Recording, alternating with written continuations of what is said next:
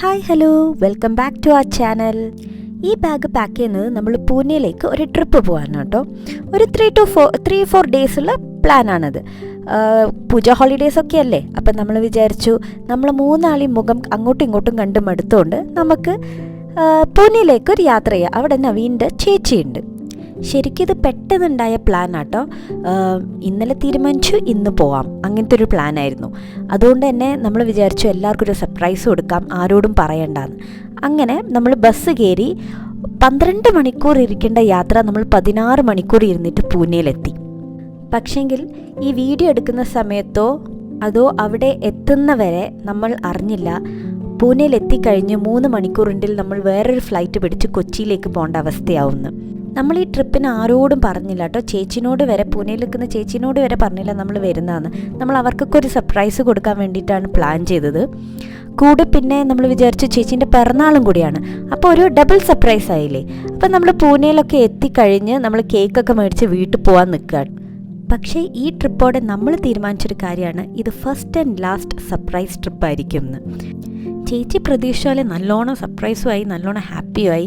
Because ആൾക്കറിയില്ലായിരുന്നു നമ്മൾ വരുന്നത്. പക്ഷെ നമ്മൾ പ്ലാൻ ചെയ്തു ഇനി ഒരിക്കലും ഒരു സർപ്രൈസ് ട്രിപ്പ് നടത്തില്ല എന്ന്. എന്താ വെച്ചാൽ ബസ്സിൽ വരുന്ന സമയത്താണ് നമുക്ക് നാട്ടിൽ നിന്ന് ഒരു കോൾ വരുന്നത്, ഒരു എമർജൻസി ഉണ്ട്, നിങ്ങൾ നാട്ടിലേക്ക് ഉടനെ വരണം എന്ന്.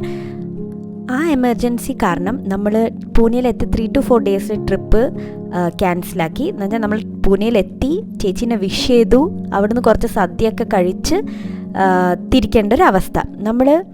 നമ്മൾ ബസ് ട്രാവൽ ആയതുകൊണ്ട് തന്നെ ശരിക്കും 12 hours എടുക്കുള്ളൂ എന്ന് പറഞ്ഞിരുന്നു. പക്ഷേ എങ്കിൽ അത് 16 hours എടുത്തു. Happy birthday to you. Happy birthday to you. Happy birthday to Lalama.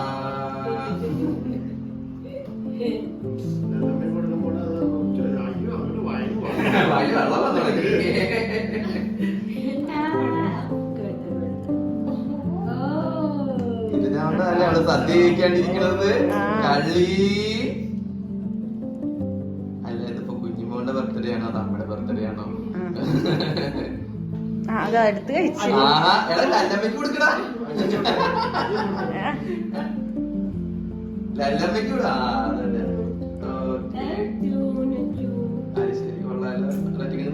ഇങ്ങനെ നമ്മൾ കേക്കൊക്കെ കഴിച്ച് സദ്യയൊക്കെ കഴിച്ചിട്ട് 1 മണിക്കൂർ റെസ്റ്റ് എടുത്ത് കഴിഞ്ഞിട്ട് കിട്ടുന്ന ഫ്ലൈറ്റും പിടിച്ച് കൊച്ചിയിലേക്ക് പോകാൻ തീരുമാനിച്ചു. അപ്പോൾ എന്തായാലും പൂനെയിൽ വന്നപ്പോൾ നമുക്ക് ഭയങ്കര പ്ലാനൊക്കെ ആയിരുന്നു. ഒരു ദിവസം മൊത്തം ഫുഡ് സ്ട്രീറ്റിൽ പോയി അത് കഴിക്കണം ഇത് കഴിക്കണം, ഹൃദയപൂർവ്വത്തിൽ മോഹൻലാൽ പോയ എല്ലാ സ്ഥലത്തും പോകണം. പക്ഷേ ഈ പ്ലാനൊന്നും നടന്നില്ല.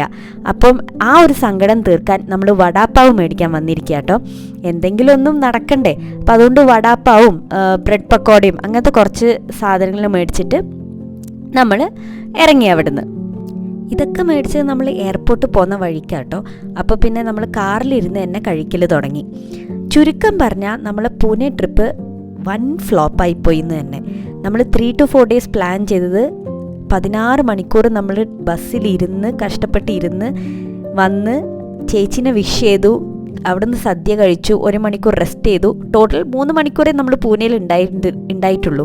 ആ 3 മണിക്കൂർ കഴിഞ്ഞ് അടുത്ത ഫ്ലൈറ്റ് പിടിച്ച് കൊച്ചിയിലേക്ക് വരേണ്ട അവസ്ഥയായി. അപ്പം നമ്മൾ 3 മണിക്കൂർ പൂനെ ജീവിതം കഴിഞ്ഞ് നമ്മൾ കൊച്ചിയിലേക്ക് മടങ്ങുക. അപ്പം